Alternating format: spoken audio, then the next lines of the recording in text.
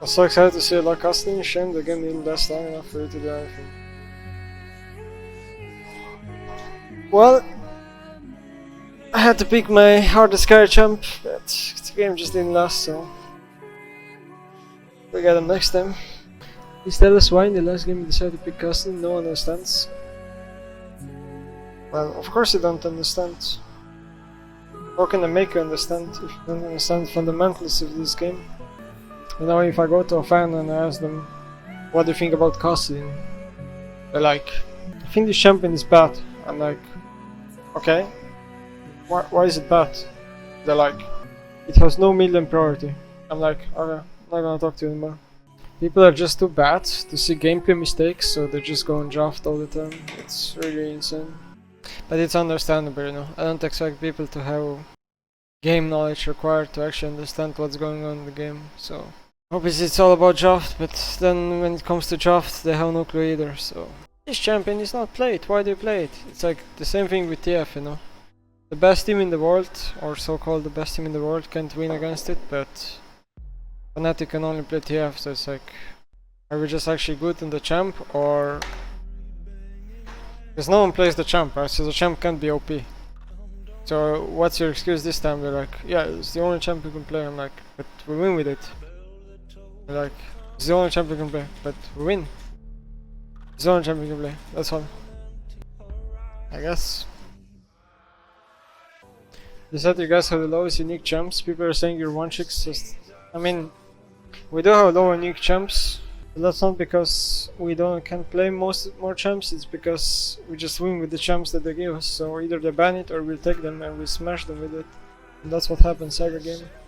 The problem with the Fnatic narrative being one-dimensional is that there are a lot of teams in LEC that are more one-dimensional than us, but they just don't get called out, you know. So we have to tank them we have to tank it for them as well. I don't know what happened last game, but felt like my top lane and my bot lane just lost the game. It was a 2v8 show, free subbing. You were amazing caster the first 2 games, so I hope we destroy them next week. We will. We will work hard and we will do our job. Oh, a compilation of G2 Esports all chat? Oh, I see. I mean, personally, I don't think this should be allowed. Like, I actually think they should get disqualified for chatting like this, but that's just my opinion. I obviously had them muted, so I didn't see these chats yesterday. Perkz is still fishing for an opportunity. Yeah, Yanko's thinking about making a play towards mid. Nemesis has to walk up to farm, and they have a lot of CC. Alright, they do indeed. That's going to cancel the abscond. Now Nemesis has already blown his flash. He steps all the way forward. Doesn't have enough damage to get the kill. First blood this time picked up by G2. In response, Fnatic are going to turn it around. Wonder completes a TP as mentioned. Mickey gets a kill into Reckless. Now Mickey's in trouble, below 100 HP. Auto is not going to be enough, but here comes Yankos. Now, Whippo, he's going to start to teleport in.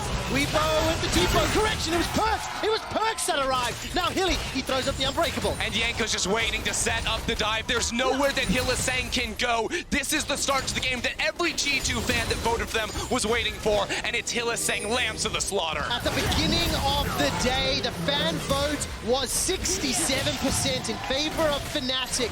Right now, it sits at 58 for G2, and I anticipate the moment fans see that play, they will swing their vote. 2,000 gold advantage for G2. Only maneuver left. And of course, for Fnatic, they have shown they can contest and compete with G2 Esports. The first couple of games this series was all about Fnatic. The difference was they were ahead.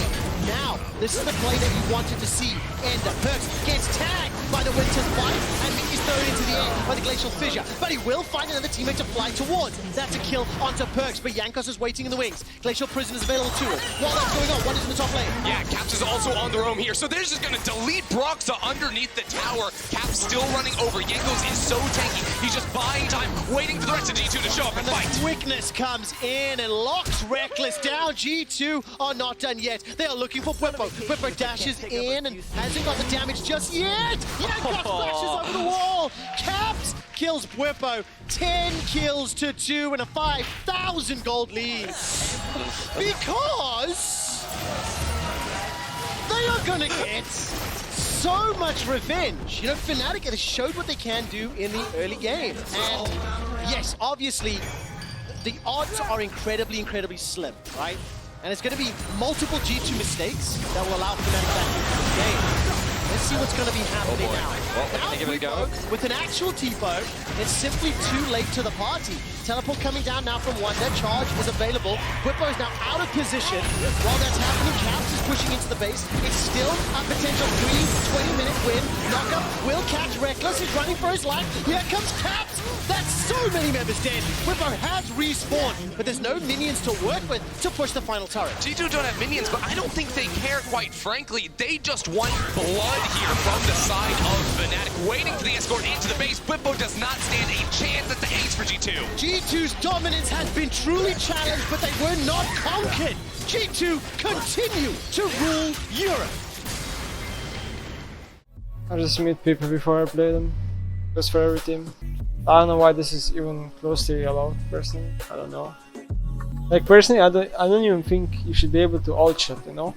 Like, if you go to options on a tournament client and you disable alt chat, it still enables automatically because it's a tournament client. So there's literally nothing you can do. The only thing you can do, you have to mute them.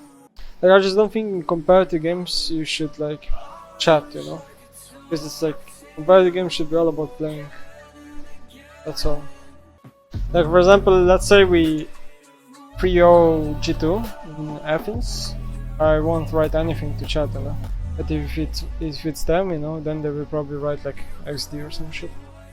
Like, I don't think it's G2 specific. I just think in any general comparative game there should be no alt chat allowed no matter what, you know? Like, you just shouldn't be able to alt chat even if you wanted to. But that's just my opinion, I guess. Gonna match lethality with lethality. So yeah, I just use corruption. At Riot Games doesn't allow me to chrono break. It's actually amazing. What the hell happened with 2 phages yesterday? I bought 2 phages because I was buying fast because it's a comparative game and every second matters, and the refund button didn't work. So Riot just decided that it's not a bug when it obviously is a bug, that their shop is just incompetent of working properly. That obviously they don't admit their mistakes and we had to continue the game. That's basically what happened. Like, I understand that it would take a lot of time to like chrono break and stuff, but it's still kinda pathetic, if I may say so. Like, the problem with Riot is that their shop works incorrectly, and what I mean by that is even like Twitch poison. If you Twitch poison someone, you're still in combat, so you can't buy for so long, and sometimes refund doesn't work, stuff like this, you know. And obviously no one understands how it is playing under pressure. Obviously misclicks happen all the time, it's not like you play perfectly as a human being. Hey, I am ACK, donated €1. So fucking proud of you yesterday. Unless odd expectations, you showed that your global strategy is better than there, and even game 3 with Sundraft, I was seeing you in finals. Did see a lot of comments saying that we showed all our strategies. I'm like, what did we show? I literally showed the champs we already played. Hello? Like, others like, what? Fnatic showed everything. I'm like, I guess. How good is OnePlus actually? It's the best phone in the world right now. Why is Steve such a good pick against Akali? Is there anything besides his ultimate? Yes. There's a lot of things. His utility, his damage, his map control. Can you tell us how you lost 3rd game please? Our Nexus got destroyed. And in League of Legends, when your Nexus gets destroyed, you lose the game. That's the only way you can win the game or lose the game. And sadly, that's how we lost. How do you qualify for Worlds? We either win the split or G2 wins the split, or we beat Schalke. Basically beat Schalke and we're there. Do you consider RNG a contender for winning Worlds? No. I think they're really bad. They played the game the same way for 5 years. People can't beat that, then it's out. 3rd best IC team? Don't know, because Splice, Origin and Rogue, I guess, don't play. Also, Aska could be one, but they don't play anymore. I'll probably play different champs in playoffs now that TF will be banned, so no worries. Don't not worry. I got picks prepared. The side step against the Mordekaiser when he TP'd, were they intentional or did he just play bad? Well, obviously I intentionally dodged it, you know, I don't dodge coincidentally.